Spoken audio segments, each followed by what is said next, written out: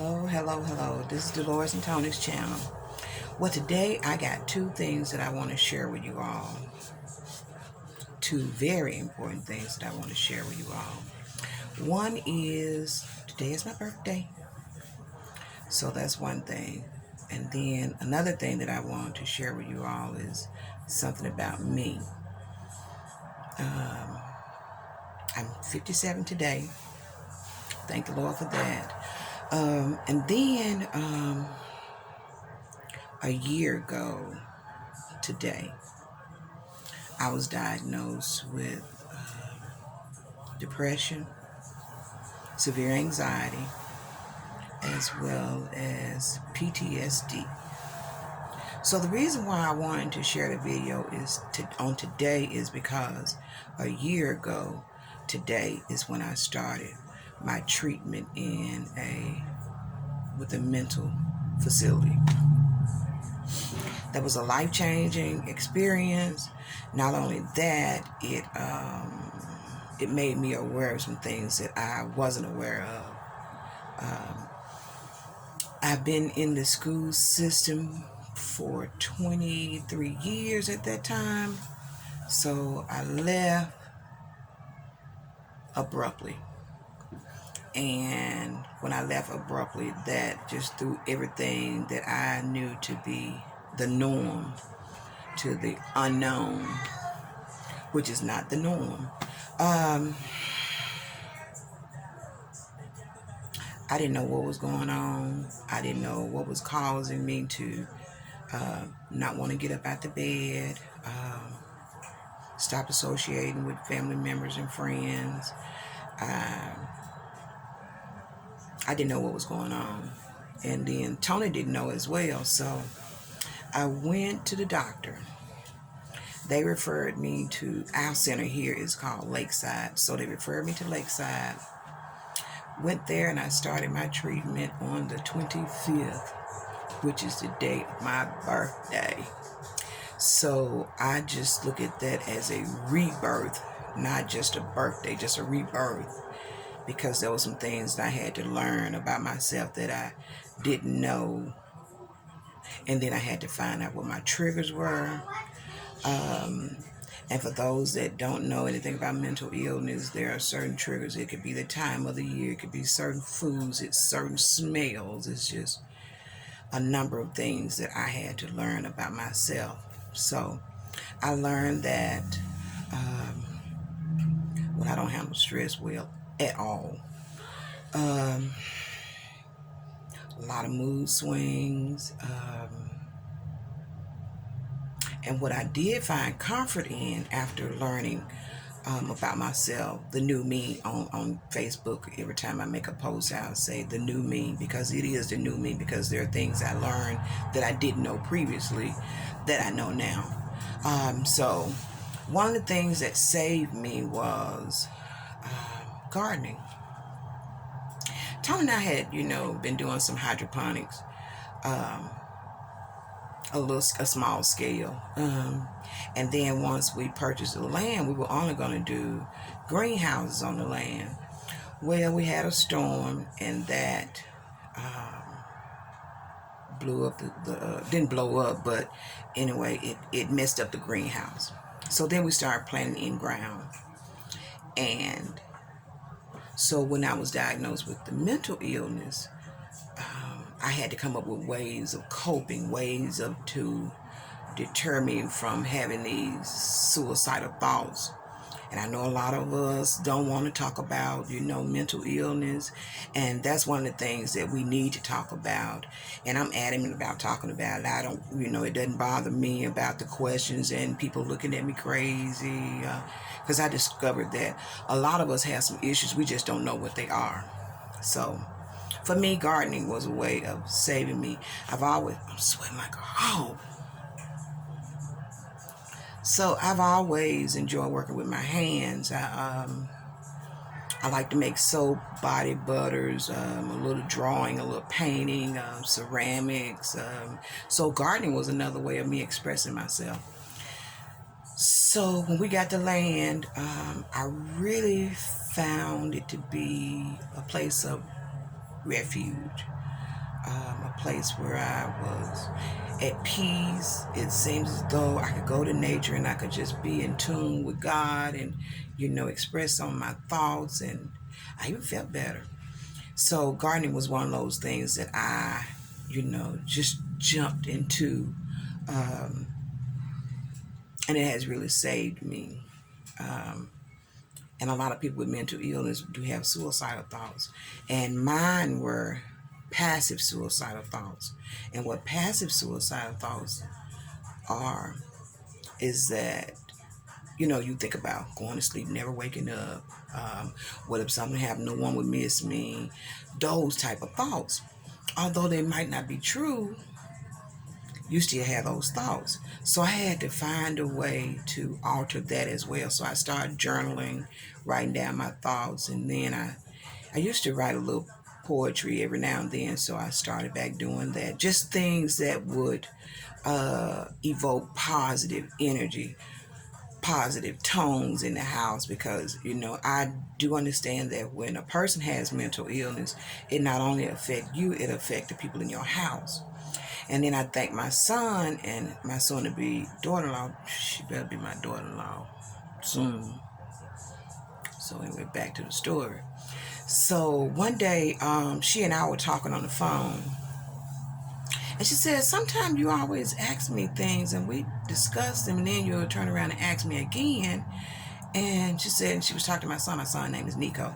So she said she asked NICO about it. He was like, yeah, I noticed that too. So when they brought it to my attention, I was talking to one of the teachers at school about it. She said, well, you thought about getting yourself checked out? And I was like, I thought it was just stress, because being a teacher, that the level of stress, those who are teachers, or now you're a teacher because you're doing it virtual. So the type of stress that teachers are under, especially with time management, classroom management. And I got my master's in special needs, so I love working with special needs children. So I went from there to teaching kindergarten. That's a whole nother story. But so the teacher asked me, had you thought about getting checked? And I was like, no. And then I found myself going to work, not realizing how I got to work. What did I do while I was there? And it was just, everything just became so cloudy and so fuzzy. So my last day of working was in October of last year. And then I went on to see the doctor. And then in November, that's when I was diagnosed. And people with mental illness doesn't look a certain way. People think that because you're walking around homeless and you're living on the street, those are the people that are ill. But no, it's people that look just like me, just like you, that are going through, and we don't say anything, because when I was growing up, we used to say, well, she lost her mind, or she had a nervous breakdown. And the truth of the matter is that she had a mental condition. And so I want us to start looking at mental conditions as not a bad thing. It's really a great thing, because if you notice that someone in your family or yourself is going through, then you're not by yourself. So there are times that when Tony and I do videos that I'm not in myself, and I realize that, and not just push through the pain. And so that's another good thing for YouTube. It has given me another outlet, another way of being creative, or dealing with my anxiety. Sometimes it gets so out of hand that it's hard to sleep. It's hard to get your thoughts together. So that's why sometimes when y'all see Tony babysitting me, he know me. And it's a difficult thing. And a year in, I have learned a lot of things. And so even with this virtual learning and with COVID being out, there are so many other people that are diagnosed with depression, because we're not able to socialize like we once were. We're not able to see our family like we once was able to. So all of those things just pack on top of one another. And so that's why it's important that we check on one another and mentally. So when we think about health issues, we never think about the mental part of it. But if you can't take care of your mental, how are you going to take care of the physical? Because if this is not right, ain't none of that's going to be in order. So in order to get all of that in balance, we have to take care of this. So if you know someone that has not been themselves and it seems as though something ain't right, talk to them. We can't be afraid to talk to one another about these things, because had I not been at a place where I could accept what the doctors were telling me, and thank God for Tony, because he stood by my side. He took me every day, and the drive was like 40 minutes away. He took me every morning. He came back and got me every evening. He did that for 30 days. So went in on my birthday, November the 25th, got out December the 31st, our anniversary. What a way to celebrate. But I do thank the Lord for putting people in places. I met some awesome people that I still connect with. Oftentimes they call me with problems. I'm like, me? So it's a blessing that the Lord is using me in that aspect of being able to shed light on other people's situations. Because I do know our journeys are not always about us. They're always about what do we do in the time of trouble, and how do we help those other people when they're in trouble. So I just wanted you all to know that I do suffer from mental illness, depression, severe anxiety, PTSD. And the PTSD came from the trauma that I experienced as a child. I won't go into that. And then some things I experienced while working. And we think a lot of times that our jobs are a place of security because of the financial part of it. But then it can also be traumatizing because something that you're going through. And for me, I've always wanted to work with special needs children. I knew that. So I was going to school to do that. And then there was a test that I could not pass. They gave me a deadline to pass the test. I couldn't pass it. And that was just adding stress. So then they'd give me more time, and I would fail the test, go back and take it, fail the test, go back and take it, fail the test. And it became a routine. And it created havoc in my life. So I had to realize that, everything that you want is not always for you. And then I had to realize that I was trying to save the children when I need to be trying to save myself. So being without a job forced me to look at Dolores. What do she like? What do she want to do? And so the Lord came to me one day and he said, what do you want to do? He talked to us in different ways, different forms. So I said, shoot, if I had my way, I would work on the farm. I would continue to develop the things that I like, my soaps, my butters, my hot sauce, things that I love to do with my hands. So I'm thinking, well, next year I'll be ready. It didn't happen like that. It happened immediately. So when you ask the Lord for something, you better be ready.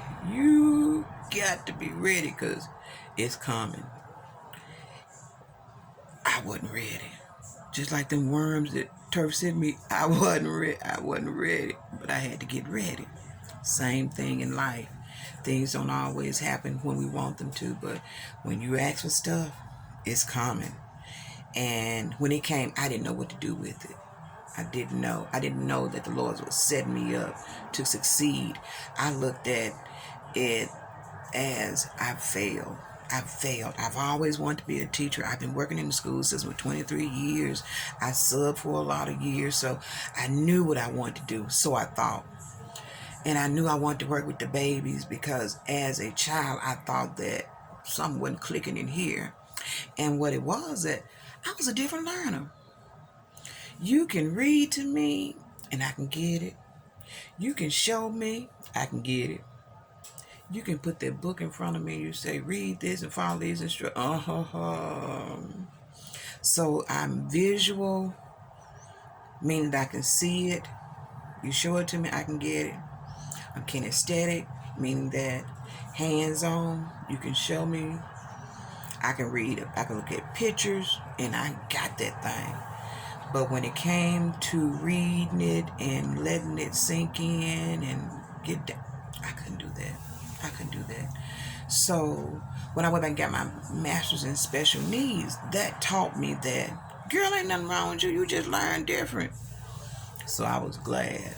I told my mom, I said, my mama got 12 children. I said, Mom, something wrong. All of your children. All your children need a check. But I'm the one. I'm the one. And so I just thank the Lord for using me for those people that can't stand for themselves to say, I got a mental issue. I don't know what to do. I don't know who I'm going to talk to. People going to look at me crazy. People going to think I'm crazy. I knew something was wrong with her. Girl, yeah. I don't worry about that. That is not my problem. That's your problem. I'm getting fixed. So I was placed on medication. I did take it for a number of months. Then my mom was like, they call me sister. Let me show y'all my t-shirt. Look at that. Ain't that cute? Sister. So my mom, she called me and checked on me. She said, Sister, are you praying? I was like, Mama, yeah, I'm praying. Are you praying? I'm like, how do you pray hard? Yes, I'm praying. Crying. You know, that's another sign. If people are crying, doing a lot of crying, unexplainable, you know, isolating themselves, and it's a lot. So I did discover that my relationship with God was not where it needed to be. So this kind of, I don't want to say forced me, but it kind of gave me that push to really search God and ask Him to, you know, touch my mind, you know, and to regulate it.